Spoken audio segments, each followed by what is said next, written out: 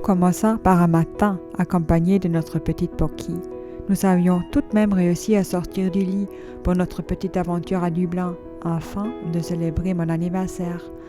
Tout allait bien, nous étions impatients de partir, jusqu'au moment où nous avons réalisé que nous avons oublié de nous enregistrer pour le vol, ce qui fait que nous avions payé 55 € de plus par personne. Il faisait froid et il pleuvait, autant dire que ça avait très mal commencé. Heureusement, tout s'est arrangé par la suite. Le vol a duré moins de 2 heures et le soleil était au rendez-vous. Depuis le hublot, nous avons aperçu les premières terres irlandaises. Cela nous a redonné le sourire. Regardez ça, c'est magnifique.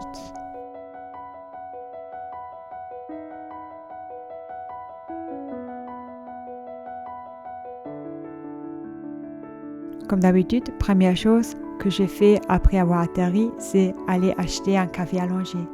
3,20 €, c'est assez cher ici en Irlande. Pendant un instant, j'ai hésité à laisser Florent ici.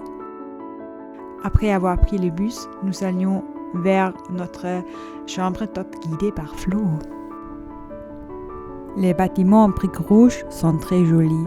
Le quartier était très propre avec de belles voitures partout. Connaissant la météo irlandaise, nous avions beaucoup de chance de voir le soleil ce jour-là. En lisant des panneaux dans les rues, nous avions remarqué que la langue irlandaise était encore utilisée en plus de l'anglais. Et voici la maison dans laquelle nous avons séjourné. La pièce commune de notre logement était magnifique. Les maisons de ce quartier sont vraiment belles et modernes.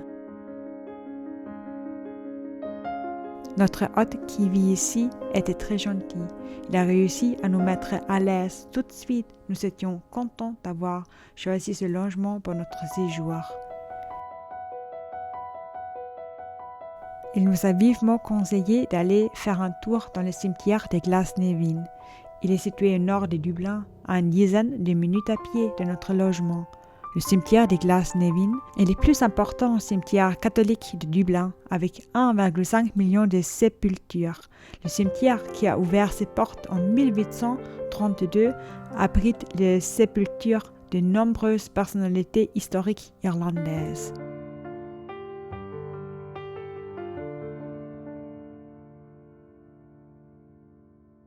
Le cimetière est gigantesque. On s'est baladé pendant une bonne heure entre les tombes. Il existe également un guide pour faire une visite guidée. On vous les recommande si vous êtes curieux.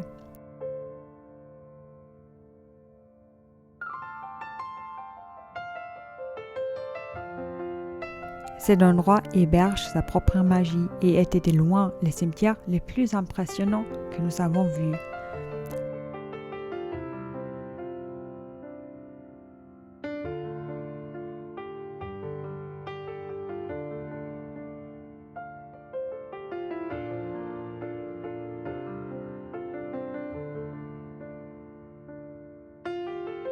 Attaché au cimetière se trouve un jardin botanique et un petit café.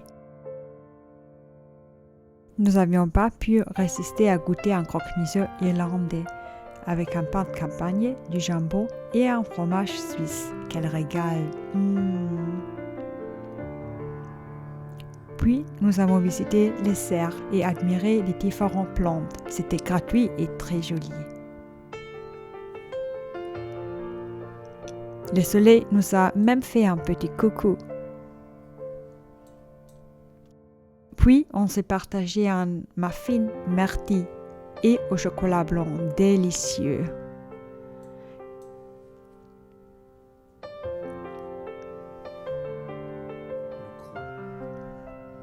J'ai décidé de censurer le croc que je lâche. Dans ce muffin, il y a des mineurs par ici. C'est un endroit très reposant. Cette nature en plein capital fait plaisir à voir.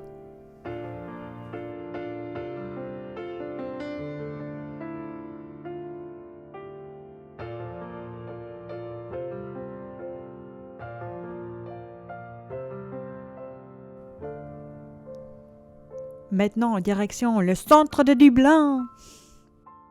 Les Irlandais sont très malins. Pas besoin de se salir les mains pour ouvrir les poubelles.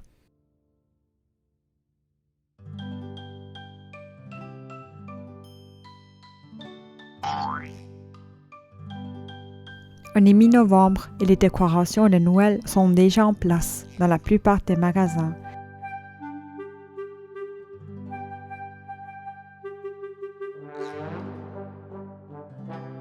Il y a même le Père Noël. Comme Flo est un gourmand, nous avions encore acheté quelque chose de sucré, un donut à la noisette avec un Ferrero Rocher au milieu. Miam! Il est 1h du mois qu'en France, alors le soleil se couche tôt vers 17h. Ici, c'est le quartier appelé Temple Bar. Et comme son nom l'indique, il y a plein de bars avec des musiciens qui jouent pour les clients.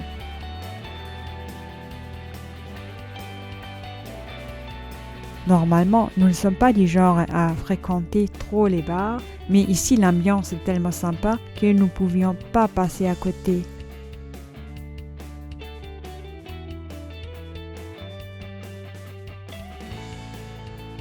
Il faut noter qu'ici, tout est plutôt cher comparé en France, surtout dans ce quartier. Mais les serveurs et serveuses sont très gentils. Ils prennent vraiment le temps d'expliquer la carte. La Guinness en Irlande est beaucoup plus crémeux qu'en France. Les bières sont très bonnes ici. Après le repas, Flo a décidé à boire un chocolat chaud. Vous auriez vu le regard du serveur qui a pris la commande. Moi, je trouve ça trop mignon. C'est pour ça que je l'aime.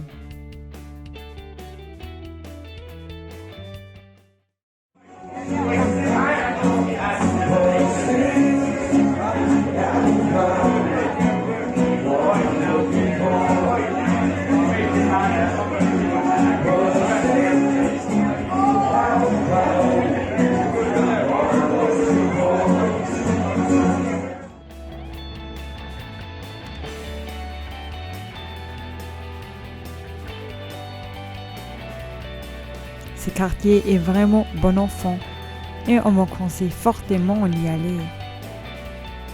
On a aussi vu ces mecs en jupe dans le quartier, on a directement pensé à vous.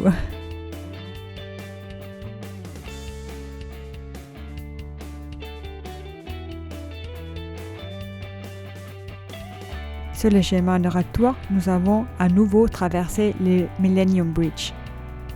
Cette fois-ci allumé comme un arc-en-ciel.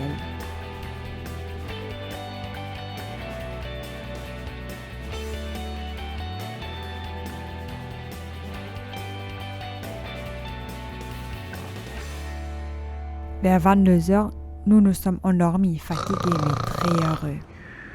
Le lendemain, nous n'avions pas eu la même chance au niveau de la météo. Il pleuvait et faisait encore plus froid. Dès qu'il s'est arrêté de pleuvoir, nous sommes allés devant la cathédrale Saint-Patrick qui a été construite en 1220. Nous étions accompagnés des mouettes qui avaient sûrement moins froid que nous à ce moment-là.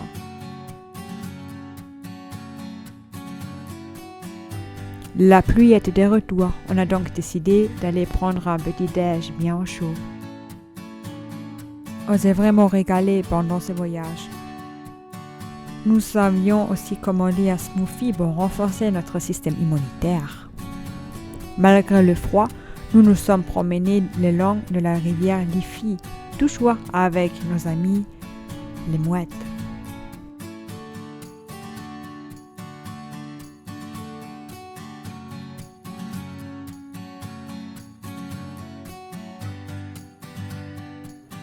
Et enfin, pour mon gâteau d'anniversaire, nous sommes retournés au pub d'hier. Juste à côté de nous, il y avait une fille et un homme qui ont attiré notre attention. En effet, nous avions entendu qu'ils parlent anglais, mais aussi allemand, et j'avais reconnu l'accent français de la fille. Quelle coïncidence! Ça nous a rappelé à quel point et pourquoi on aime voyager pour la nourriture et surtout faire des rencontres. C'était mon meilleur anniversaire depuis des années. La boucle se termine avec une Pocky heureuse. À bientôt!